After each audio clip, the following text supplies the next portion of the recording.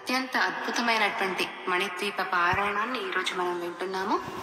మణిద్వీపం అమ్మవారి నివాస గృహం.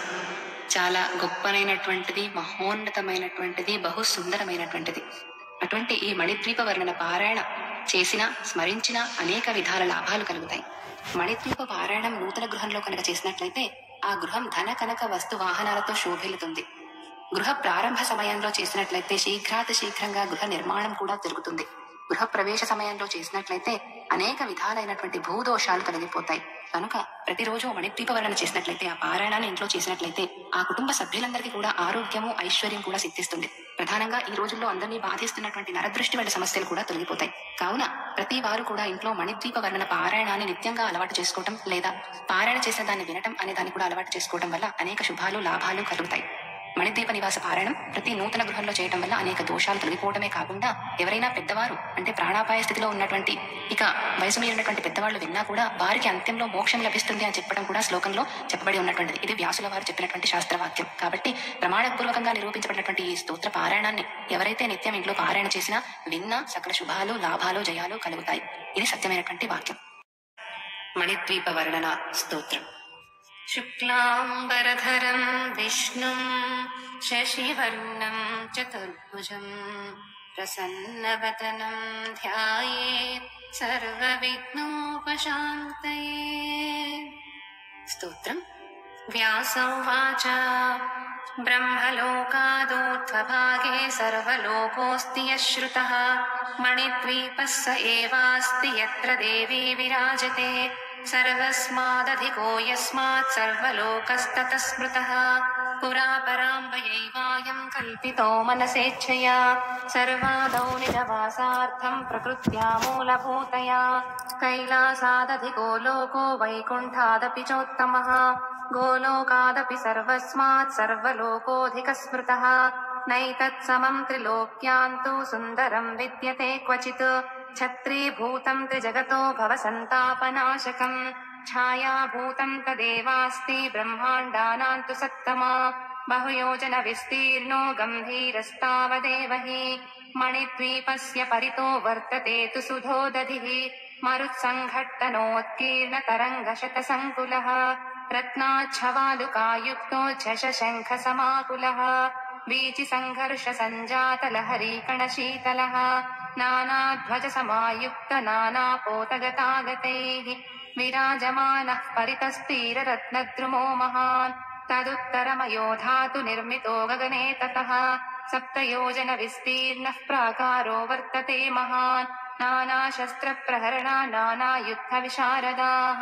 रक्षकानि वसन्त्यत्र मोदमानाः समन्ततः चतुर्द्वारसमायुक्तो द्वारपालशतान्वितः नानागणैः परिवृतो देवी भक्तियुतैर्नृपा दर्शनार्थं समायान्ति ये देवा जगदीशितुः तेषां गणा वसन्त्यत्र वाहनानि च तत्र हि विमानशतसङ्घर्षघण्टास्वनसमाकुलः हयहेशाकुराघाता बधिरीकृतदिग्मुखः गणैः किल किलारावैर्वेत्रहस्तैश्च ताडिताः सेवकादेव सङ्घानां भ्राजन्ते तत्र भूमिपा तस्मिन् कोलाहले राजन्न शब्दः केनचित् क्वचित् कस्यचिच्छ्रूयतेऽत्यन्तं नानाध्वनिसमाकुले पदे पदे मिष्टवारि परिपूर्णसरांसि च वाटिका विविधा राजन् रत्नद्रुमविराजिताः तदुत्तरं महासारधातुनिर्मितमण्डलः सालोपरो महानस्ति गगनस्पर्शि यच्छिरः तेजसा स्याच्छतगुणः पूर्वसालादयं परः गोपुरद्वारसहितो बहुवृक्षसमन्वितः या वृक्षजातयः सन्ति सर्वास्तास्तत्र सन्ति च निरन्तरं पुष्पयुताः सदा फलसमन्विताः नवपल्लवसंयुक्ताः परसौरभसङ्कुलाः मनसा बकुलाल्लोध्राः कर्णिकाराश्च शिंशुपाः देवदारुकाञ्चनारा आम्राश्चैव सुमेरवः लिकुचा हिङ्गुलाश्चैला लवङ्गाः कट्फलास्तथा आटलामुचुकुन्दाश्च फलिन्योजघने फलाः तालास्तमालासालाश्च कङ्कोला नागभद्रकाः पुन्नागाः पीलवः साल्वकावैः कर्पूरशाखिनः अश्वकर्णा हस्तिकर्णास्तालपर्णाश्च दाडिमाः जणिका बन्धुजीवाश्च जम्बीराश्च पुरण्डकाः चाम्पेया बन्धुजीवाश्च तथा वै कनकद्रुमाः काला गुरुद्रुमाश्चैव तथा चन्दनपादपाः खर्जूरयूधिकास्तालपर्णश्चैव तथेक्षवः क्षीरवृक्षाश्च खदिराचिञ्चा भल्लातकास्तथा रुचकाः कुटजा वृक्षा बिल्ववृक्षास्तथैव च तुलसीनां वनान्येवं मल्लिकानां तथैव च इत्यादितरुजातीनां वनान्युपवनानि च नानावापीशतैर्युक्तान्येवं सन्ति धराधिपा कोकिलारावसंयुक्ता गुञ्जद्भ्रमरभूषिताः निर्यासस्राविणः सर्वे स्निग्धच्छायास्तरुत्तमाः नाना ऋतुभवा वृक्षा नानापक्षिसमाकुलाः नानारसस्राविणेभिर्नदीभिरतिशोभिताः आरावतशुकव्रातसारिका पक्षमारुतैः हंसपक्षसमुद्भूतवातव्रातैश्चलद्रुमम् सुगन्धग्राहि पवनपूरितं तद्वनोत्तमम् सहितं हरिणीयूथैर्भावमानैरितस्ततः नृत्यद्बर्हि कदम्बस्या केकारा वैः सुखप्रदैः नादितं तद्वनं दिव्यं मधुस्राविसमन्ततः कांस्यसालादुत्तरे तु ताम्रसालः प्रकीर्तितः चतुरस्रसमाकार उन्नत्या सप्तयोजनः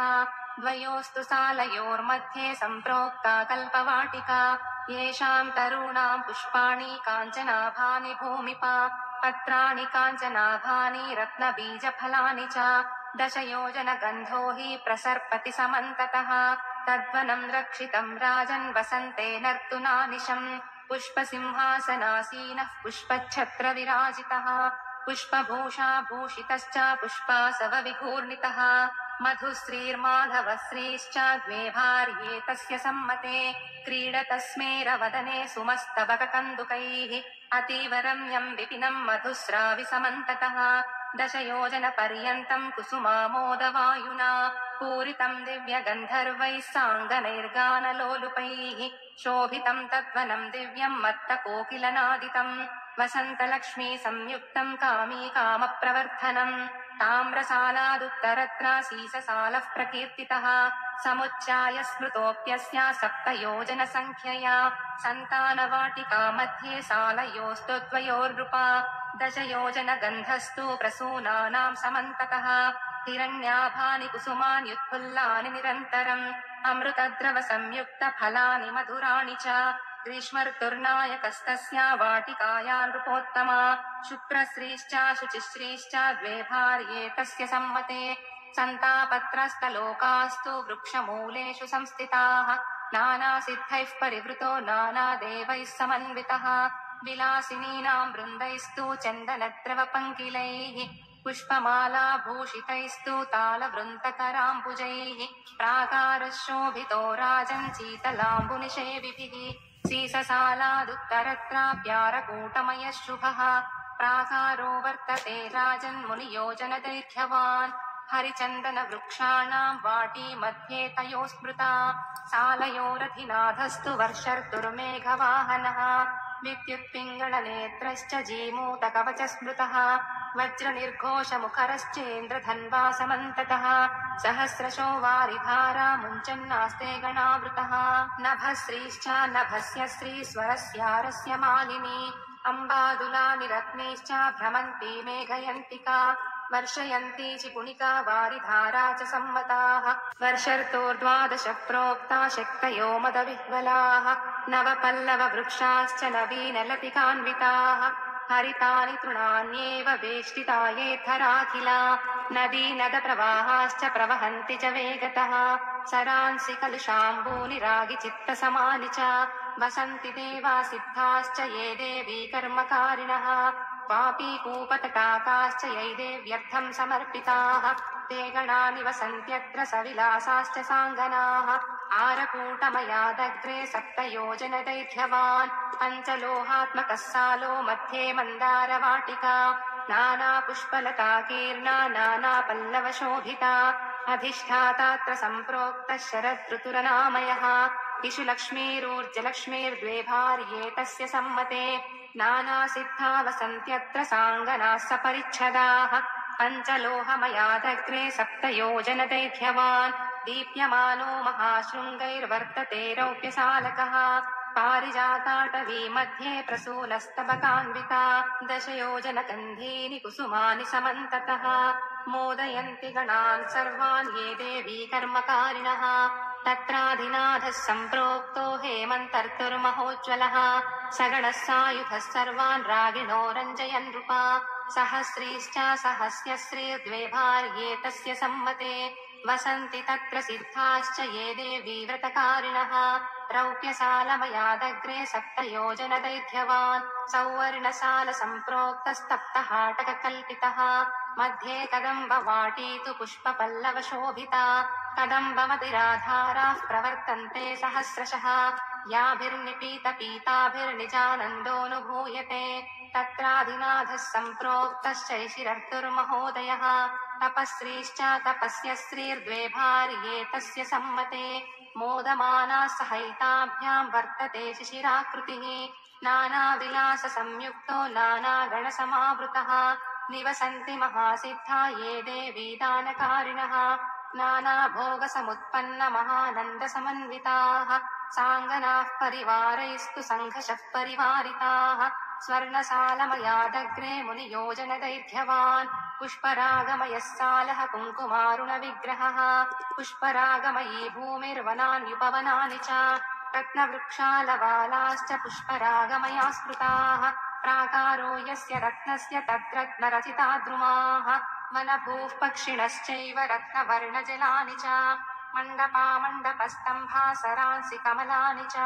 प्राकारे तत्र यद्यत्स्मात् तत्सर्वं तत्समं भवेत् परिभाषेयमुद्दिष्टा रत्नसालादिषु प्रभो तेजसा स्याल्लक्षगुणः पूर्वसालात् परो नृपा दिक्पालानि वसन्त्यत्र प्रतिब्रह्माण्डवर्तिनाम् दिक्पालानां समष्ट्यात्मरूपा स्फूर्जद्वरायुधाः पूर्वाशायां समुत्तुङ्गशृङ्गापूरमरावती नानोपवनसंयुक्ता महेन्द्रस्तत्र राजते स्वर्गशोभा च या स्वर्गे यावती स्यात् ततोऽधिका समष्टिशतनेत्रस्य सहस्रगुणतस्मृता ऐरावतसमारूढो वज्रहस्तः प्रतापवान् देवसेना परिवृतो राजते त्रिशतक्रतुः देवाङ्गनागणयुता शची तत्र विराजते वह्निकोणे वह्निपुरी वह्नेश्च सदृशी नृपा स्वाहा स्वधा समायुक्तो वह्निस्तत्र विराजते निजवाहनपूषाढ्यो निजदेवगणैर्वृतः यां याशायां यमपुरी तत्र दण्डधरो महान् स्वभटैर्वेष्टितो राजन् चित्रगुप्तपुरोगमैः निजशक्तियुतो भास्वत्तनयोऽस्ति यमो महान् नैऋत्यां दिशि राक्षस्यां राक्षसैः परिवारितः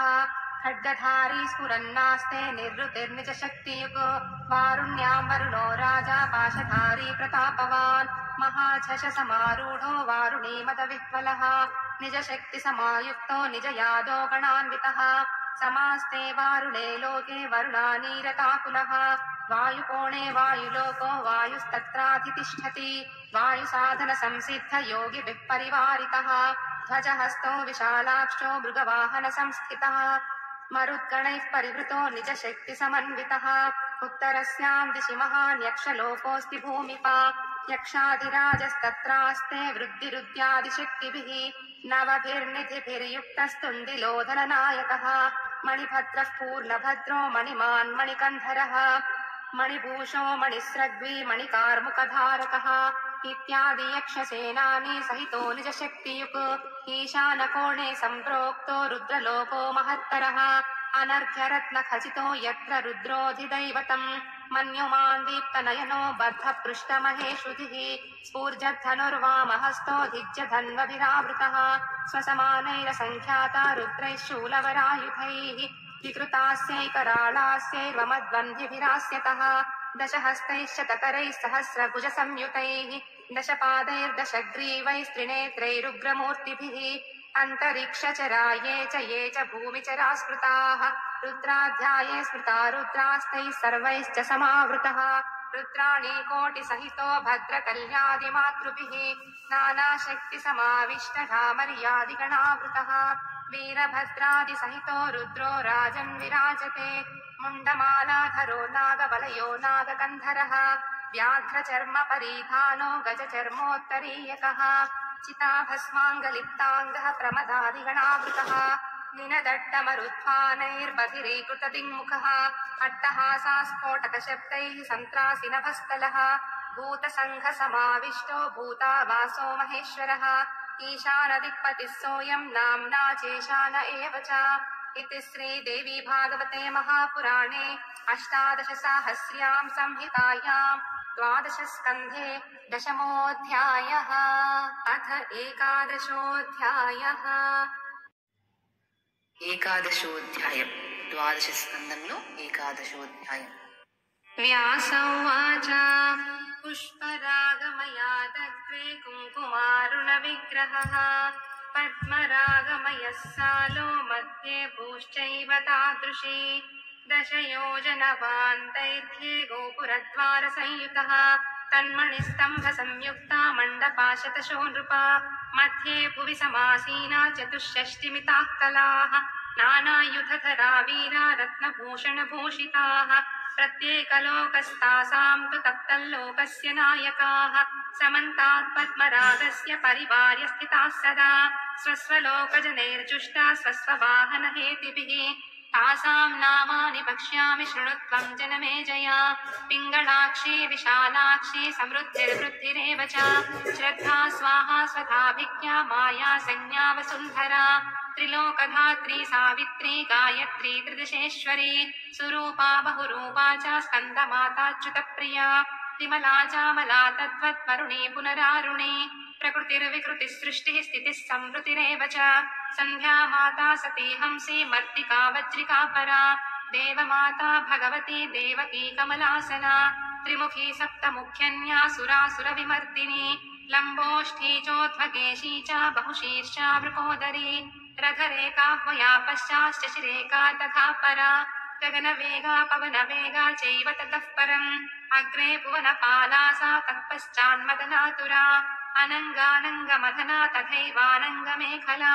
अनङ्गकुसुमा पश्चाद् विश्वरूपा सुराधिका क्षयङ्करी भवेच्चक्तिरक्षोभ्या च ततः परम् सत्यवादिन्यथ प्रोक्ता बहुरूपा शुचिव्रता उदाराख्या च वागीशी चतुष्षष्टिमिता स्मृताः ज्वलज्जिह्वाननाः सर्वा वमन्त्यो वह्निमुल्बणम् जलम् पिबामः सकलम् संहारामो विभावसुम् पवनं स्तम्भयामोऽद्य भक्षयामोऽखिलं जगत् इति वाचं सङ्गिरन्ते क्रोधसंरक्तलोचनाः चापबाणधराः सर्वा युद्धायैवोत्सुकाः सदा दंष्ट्राकटकटारावैर्बधिरीकृतदिङ्मुखाः पिङ्गोर्ध्वकेश्च सम्प्रोक्ताश्चापबाणधराः सदा शताक्षौहिणिकासेनाप्येकैकस्याः प्रकीर्तिता एकैकशक्तेः सामर्थ्यं लक्षब्रह्माण्डनाशने शताक्षौहिणिकासेना तादृशी नृपसत्तमा किं न कुर्याज्जगत्यस्मिन् न शक्यं वक्तुमेव तत् सर्वापि युद्धसामग्री तस्मिन् साले स्थिता मुने रथानां गणना नास्ति हयानां करिणां तथा शस्त्राणां गणना तद्वद्गणानां गणना तथा पद्मरागमयादग्रे गोमेधमणिनिर्मितः दशयोजनदैर्घ्येण प्राकारो वर्तते महान् भास्वत्यपाप्रसूनाभो मध्यभूस्तस्य तादृशी गोमेधकल्पितान्येव तत्त्वासि सदनानि च पक्षिणस्तम्भवर्याश्च वृक्षा वाप्यः सरांसि च गोमेधकल्पिता एव कुङ्कुमारुणविग्रहः तन्मध्यस्था महादेव्यो द्वात्रिंशक्तयः स्मृताः नानाशस्त्रप्रहरणा गोमेधमणिभूषिताः प्रत्येकलोकवासिन्यः परिवार्य समन्ततः गोमेधसाले सन्नद्धाः पिशाचवदना नृपा स्वर्लोकवासिभिर्नित्यं पूजिताश्चक्रबाहवः क्रोधरक्तेक्षणाभिन्दीपचच्छिन्दिदहेति च वदन्ति सततं वाचं युद्धोत्सुकहृदन्तराः एकैकस्या महाशक्तेर्दशाक्षौहिणिका मता सेना तत्राप्येकशक्तिर्लक्षब्रह्माण्डनाशिनी तादृशीनां महासेना वर्णनीया कथं नृपा रथानां नैव गणना वाहनानां तथैव च सर्वयुद्धसमारम्भस्तत्र देव्या विराजते तासां नामानि वक्ष्यामि पापनाशकराणि च विद्याह्रीपुष्टयः प्रज्ञासिनी वाली कुपुस्तथा रुद्रा वीर्या प्रभानन्दा पोषिणी रुद्धिदा शुभा कालरात्रिर्महारात्रिर्भद्रकाली कपर्थिनी विकृतिर्दण्डिनी मुण्डिन्यौ सेन्दुखण्डाशिखण्डिनी निशुम्भशुम्भमदिनी महिषासुरमर्दिनी इन्द्राणी चैव रुद्राणी शङ्करार्थशरीरिणी नारी नारायणी चैव त्रिशूलिन्यपि पालिनी अम्बिकाह्लादिनी पश्यादित्येवं शक्तयः स्मृताः यद्येताः कुपिता देव्यस्तदा ब्रह्माण्डनाशनम् पराजयो न चैतासां कदाचित् क्वचिदस्ति हि गोमेदकमयादग्रे सद्वज्रमणिनिर्मितः दशयोजनतुङ्गोऽसौ गोपुरद्वारसंयुतः कपाटशृङ्गलाबद्धो नववृक्षसमुज्ज्वलः सालस्तन्मध्यभूम्यापि सर्वं हीरमयं स्मृतम् गृहाणि वीथयोरध्या महामार्गाङ्गणानि च वृक्षालवालतरवस्सारङ्गापि तादृशाः दीर्घिकाश्रेण यो वाप्यस्तथा ताः कूपसंयुताः तत्र श्रीभुवनेश्वर्या वसन्ति परिचारिकाः एकैकालक्षदासीभिः सेविता मदगर्विताः तालवृन्तधराः काश्चित् चषकाढ्यकराम्बुजाः काश्चित् ताम्बूलपात्राणि धारयन्त्योऽतिगर्विताः काश्चिद्युच्छत्रधारिण्यश्चावराणां विधारिकाः नानावस्त्रधराः काश्चित् पुष्पकराम्बुजाः नानादर्शकराः काश्चित् कुङ्कुमलेपनम् धारयन्त्यः कज्जलं च सिन्दूरचषकं परा काश्चित् चित्रकनिर्माद्यः पादसंवाहने रताः काश्चित्तु भूषाकारिण्यो नानाभूषाधराः पराः पुष्पभूषणनिर्माद्यः पुष्पशृङ्गारकारिकाः नानाविलासचतुराः बह्य एवं विधाः पराः निबद्धपरिधानीया युवत्यः सकला अपि देवी कृपाल्ले शवशात् तुच्छीकृतजगत्त्रयाः एतादूत्य स्मृता देव्यः शृङ्गारामदगर्विताः तासां नामानि वक्ष्यामि शृणु मे नृपसत्तमा अनङ्गरूपा प्रथमाप्यनङ्गमदना परा तृतीया तु ततः प्रोक्ता सुन्दरी मदनातुरा ततो भुवनवेगा स्यात् तथा भुवनपालिका स्यात् सर्वशिशिरानङ्गा वदनानङ्गमेखला विद्युद्दामसमानाङ्ग्यः क्वणत्काञ्ची गुणान्विताः रणन्मञ्जीरचरणा बहिरन्तरितस्ततः धावमानास्तु शोभन्ते सर्वा विद्युल्लतोपमाः कुशलाः सर्वकार्येषु वेत्रहस्ताः समन्ततः अष्टदिक्षु तथैतासां प्राकारात् बहिरेव च सदनानि विराजन्ते नानावाहनहेतिभिः वज्रसालादग्रभागे सालो वैडूर्यनिर्मितः दशयोजनतुङ्गोऽसौ गोपुरद्वारभूषितः वैडूर्यभूमिः सर्वापि गृहाणि विविधानि च वीथ्योरध्या महामार्गाः सर्वे वैडूर्यनिर्मिताः वापीकूपतटाकाश्च स्रवन्तीनां तटानि च वालुका चैव सर्वापि वैडूर्यमणिनिर्मिता तत्राष्टदिक्षु परितो ब्राह्म्यादीनां च मण्डलम् निजैर्गणैः परिवृतं भ्राजते नृपसत्तमा प्रतिब्रह्माण्डमातॄणां ताः समष्टयैरिताः ब्राह्मी माहेश्वरी चैव कौमारी वैष्णवी तथा वाराही च तथेन्द्राणी चामुण्डा सप्तमातरः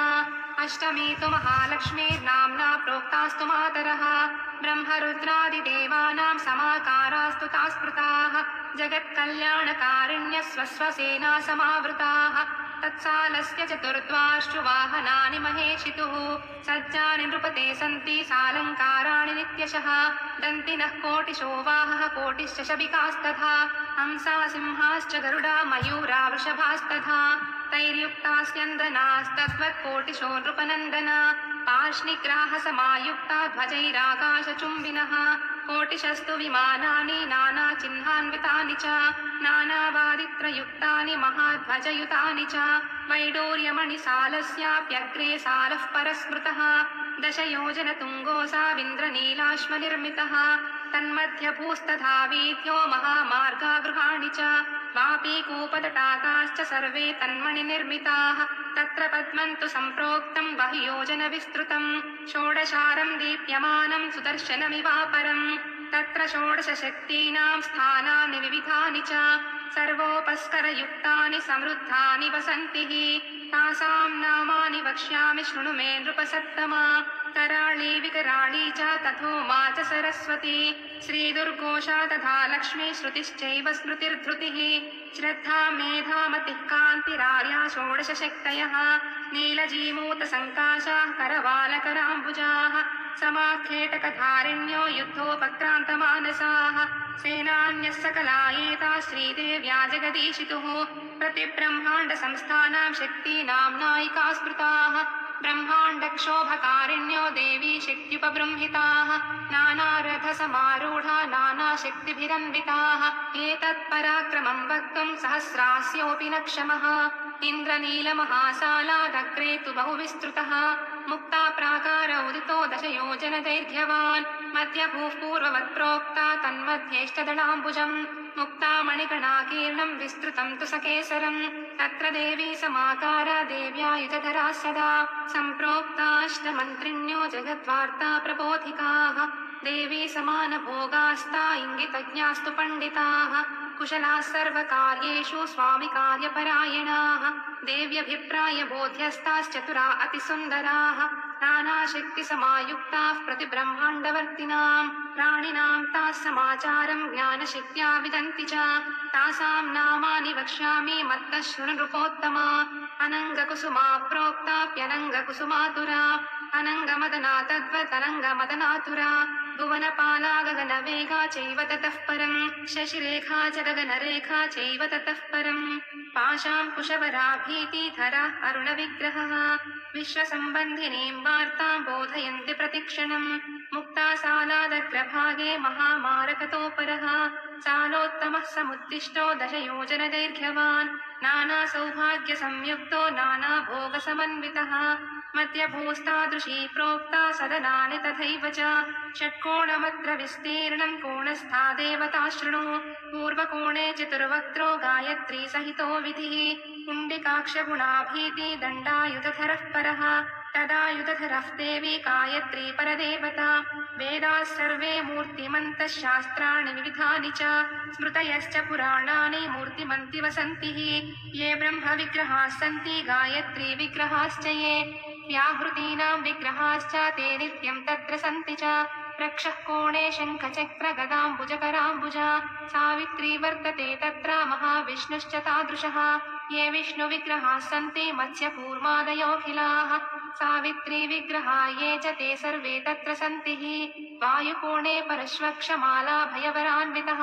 महारुद्रो वर्ततेऽत्र सरस्वत्यपि तादृशी ये ये तु रुद्रभेदास्युर्दक्षिणास्यादयो नृपा गौरीभेदाश्च ये सर्वे ते तत्र निवसन्ति चतुष्षष्ट्यागमा ये चान्येऽप्यागमा स्मृताः ते सर्वे मूर्तिमन्तश्च तत्र वै निवसन्ति अग्निकोणे रत्नकुम्भं तथा मणिकरण्डकं दधानो निजहस्ताभ्यां कुबेरो धनदायकः नानावीधिसमायुक्तो महालक्ष्मीसमन्वितः देव्या निधिपतिस्वास्ते स्वगणैः परिवेष्टितः वारुणे तु महाकोणे मदनोरतिसंयुतः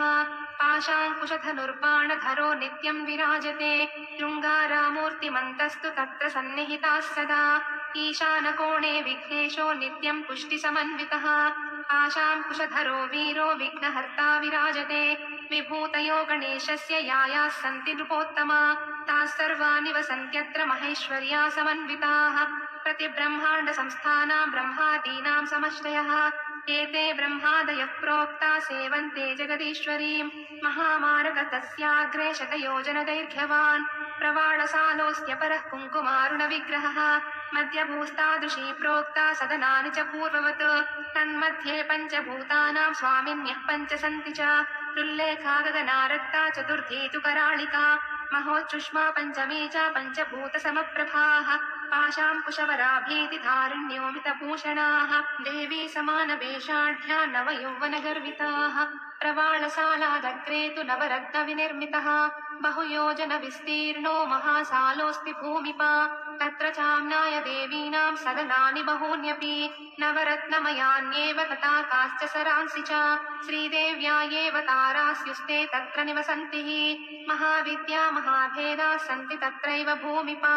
निजावरणदेवीभिर्निजभूषणवाहनैः सर्वा देव्यो विराजन्ते कोटिसूर्यसमप्रभाः सप्तकोटिमहामन्त्रदेवताः सन्ति तत्र हि नवरत्नमयादग्रे चिन्तामणिगृहं महत्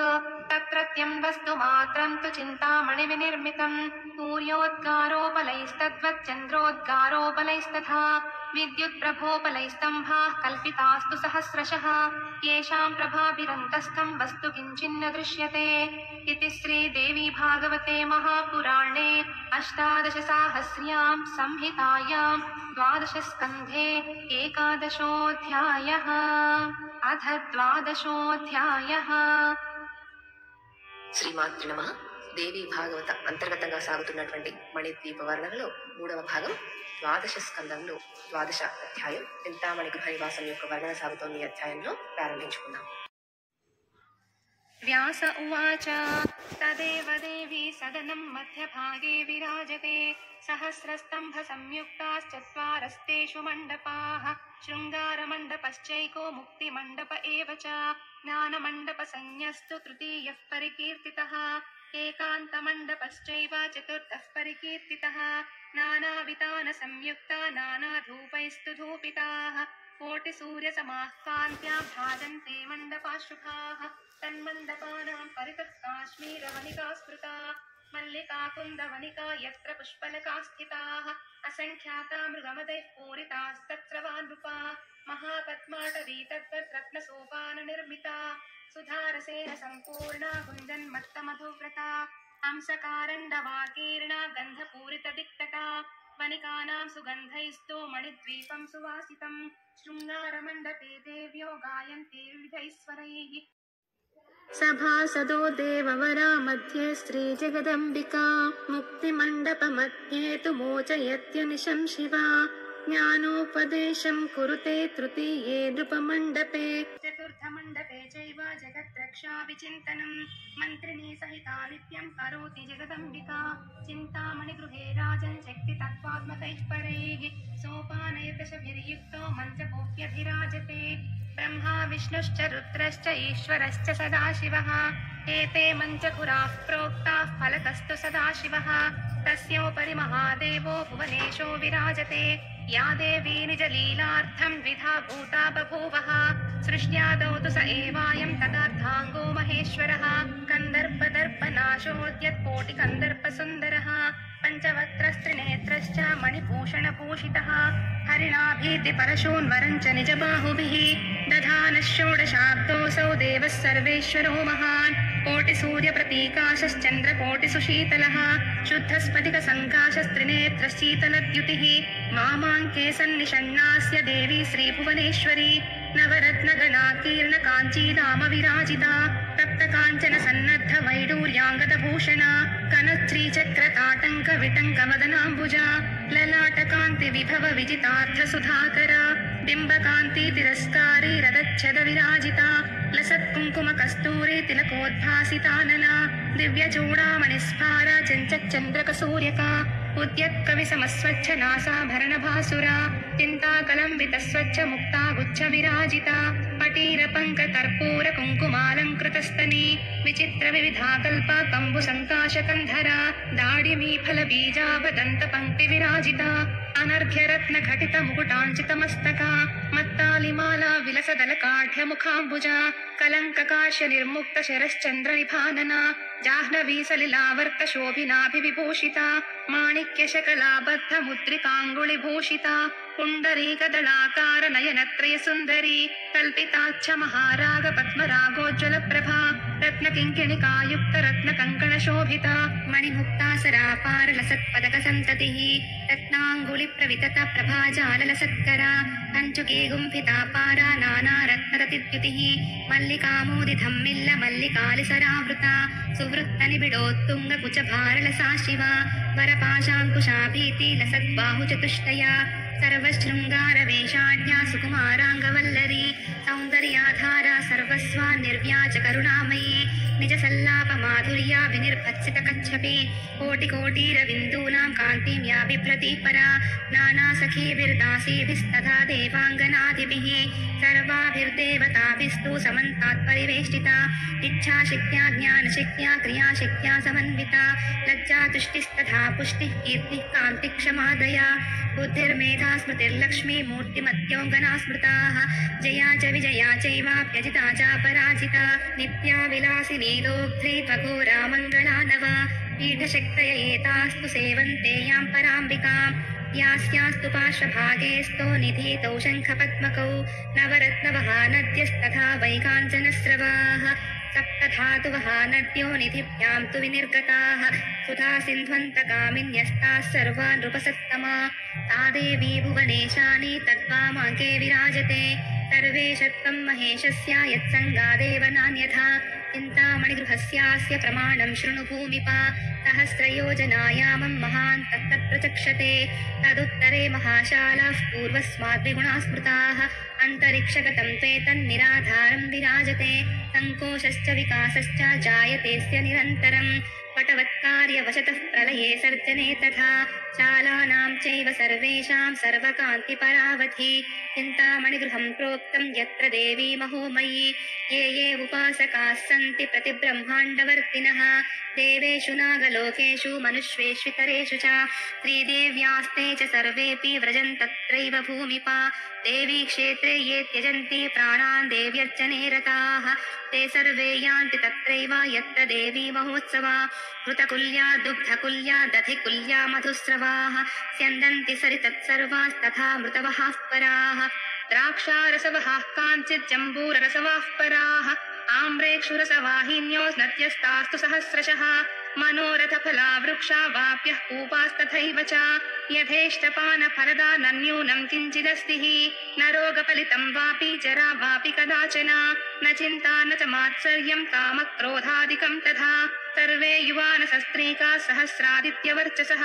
भजन्ति सततं देवीं तत्र श्रीभुवनेश्वरीं केचित् सलोकतापन्नाः केचित् सामीप्यतां गताः सरूपतां गताः केचित् साष्टितां च परे गताः यायास्तु देवतास्तत्र प्रतिब्रह्माण्डवर्तिनां समष्टयस्थितास्तास्तु सेवन्ते जगदीश्वरी सप्तकोटिमहामन्त्रा मूर्तिमन्त उपासते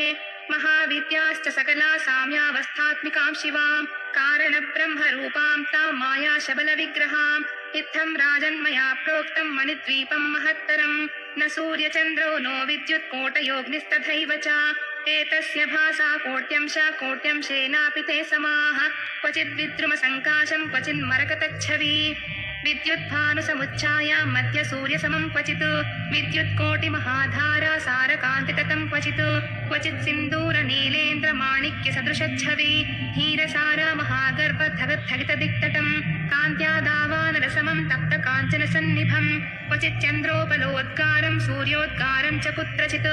रत्नशृङ्गिसमायुक्तं रत्नप्राकारगोपुरं रत्नपत्रैरत्नफलैर्वृक्षैश्च परिमण्डितं नृत्यन्मयूरसङ्घैश्च कपोतरणितोज्ज्वलं कोकिलाकाकलीलापैः शुकलापैश्च शोभितं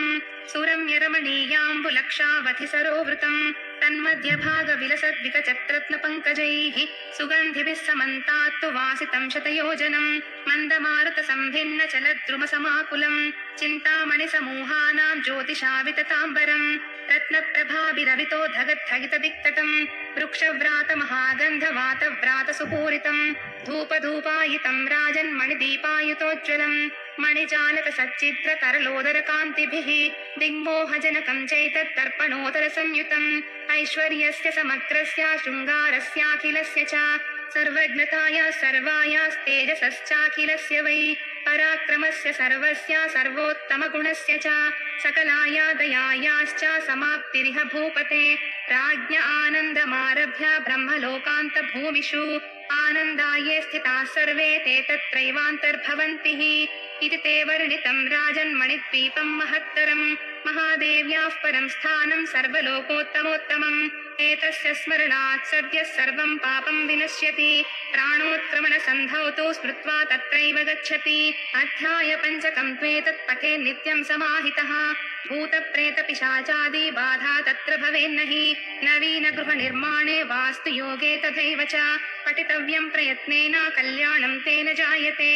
इति ते वर्णितं राजन्मणिद्वीपं महत्तरं महादेव्याः परं स्थानं सर्वलोकोत्तमोत्तमम् एतस्य स्मरणात् सद्यः सर्वं पापं विनश्यति प्राणोत्क्रमणसन्धौ तु स्मृत्वा तत्रैव गच्छति अध्याय पञ्चकं त्वेतत् पठे नित्यं समाहितः भूतप्रेतपिशाचादि बाधा तत्र भवेन्न हि नवीनगृहनिर्माणे वास्तुयोगे तथैव च पठितव्यं प्रयत्नेन कल्याणं तेन जायते इति श्रीदेवी भागवते महापुराणे अष्टादशसाहस्र्यां संहितायां 12 स्कन्धे 12 अध्यायः।